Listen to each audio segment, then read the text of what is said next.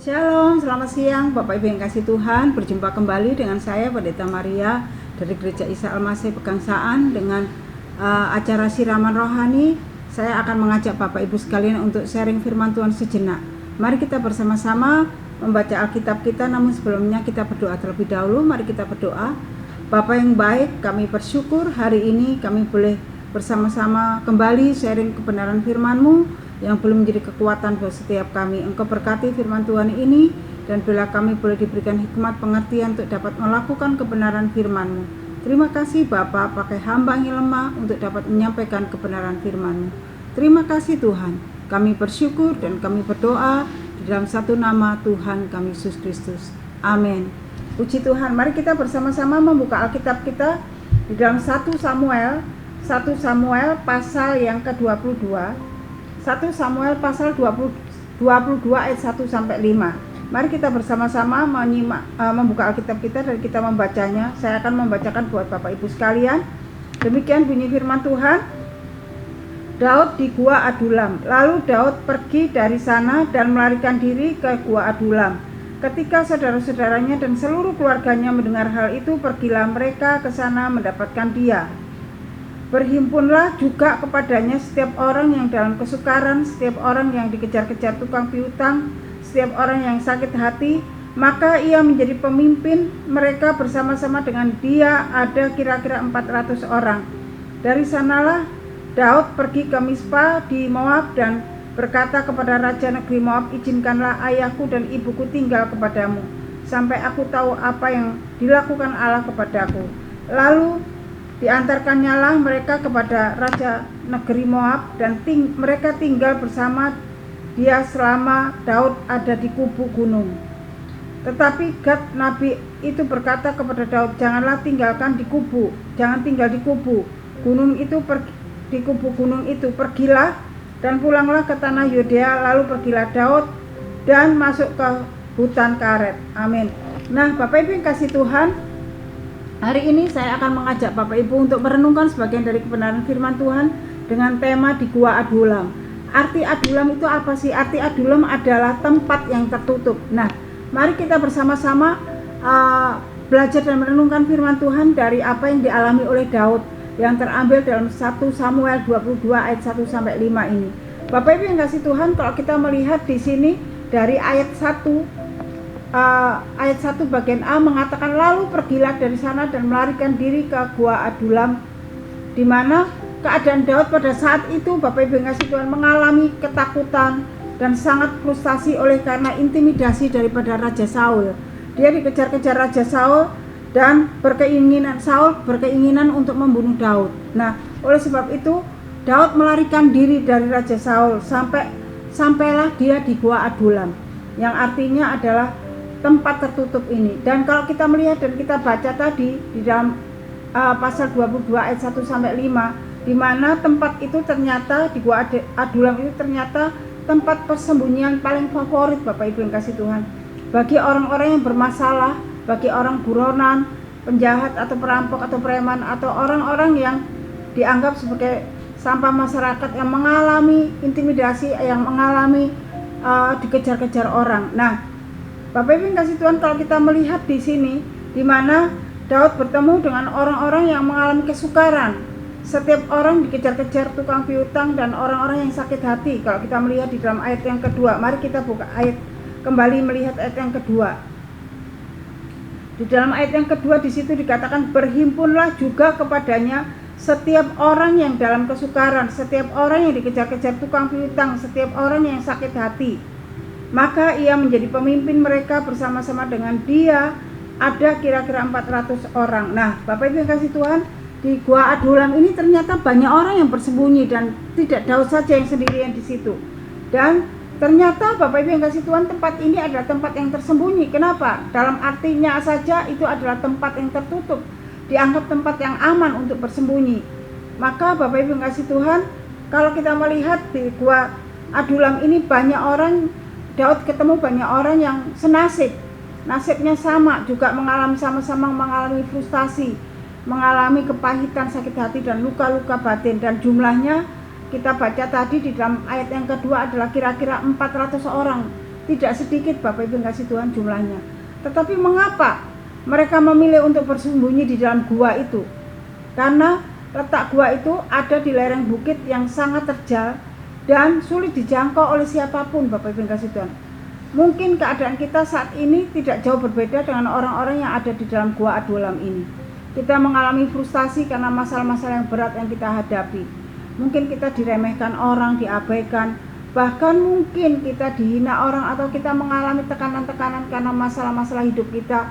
Bahkan kita mungkin saat ini kita mengalami beban berat yang karena utang piutang, karena masalah ekonomi, masalah usaha yang mulai merosot, dan masalah-masalah yang lain yang membuat kita terintimidasi, membuat kita tertekan.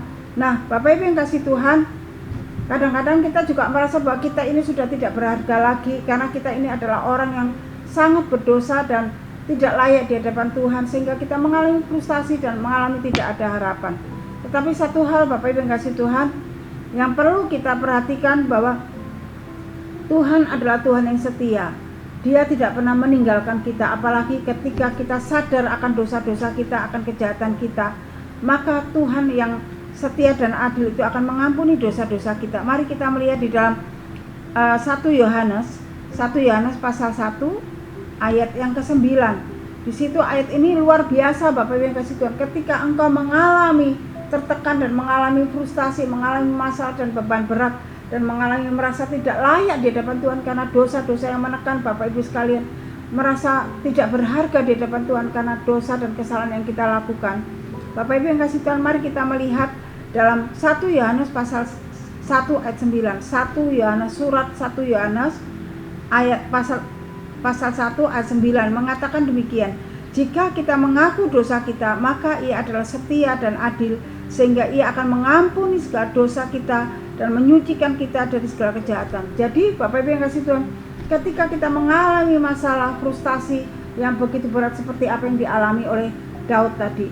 Daud karena masalahnya dikejar-kejar oleh Saul. Tetapi mungkin kita juga mengalami masalah yang dikejar-kejar karena dosa kita, karena kesalahan-kesalahan kita, membuat kita mengalami frustasi dan mengalami tidak berdaya, mengalami tidak ada pengharapan lagi. Ingatlah, kita punya Tuhan yang begitu luar biasa. Dia adalah penuh kasih. Dia mengatakan dalam 1 Yohanes 1 ayat 9 tadi, Dia adalah Tuhan yang setia dan adil. Dan Dia bahkan mengatakan begini, sehingga Ia akan mengampuni segala dosamu dan menyucikan kita dari segala kejahatan. Jadi tidak saja kita diampuni segala dosa kita, tetapi kita disucikan dari segala kejahatan kita, dari segala keterpurukan kita, dari segala keburukan kita. Tuhan menyucikan kita.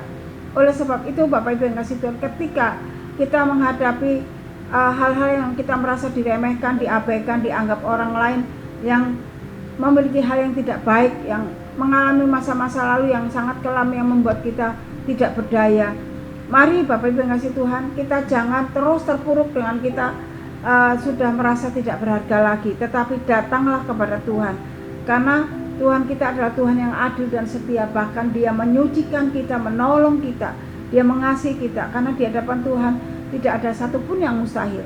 Tuhan adalah Tuhan yang begitu luar biasa. Dia akan mengampuni dosa-dosa kita, dan kita dipulihkan dari segala kejahatan kita. Bapak Ibu yang kasih Tuhan, memang secara manusia kita ini tidak mempunyai masa depan atau mempunyai pengharapan karena dosa-dosa kita, karena kejahatan kita. Karena kita ini kan adalah orang yang berdosa. Tidak ada satu orang pun di dunia ini yang tidak berdosa. Karena dalam Alkitab, dalam Roma pasal 3 ayat, mari kita buka dalam Roma pasal 3 ayat 23, itu mengatakan bahwa semua orang telah berbuat dosa, tidak ada satupun orang yang tidak berbuat dosa.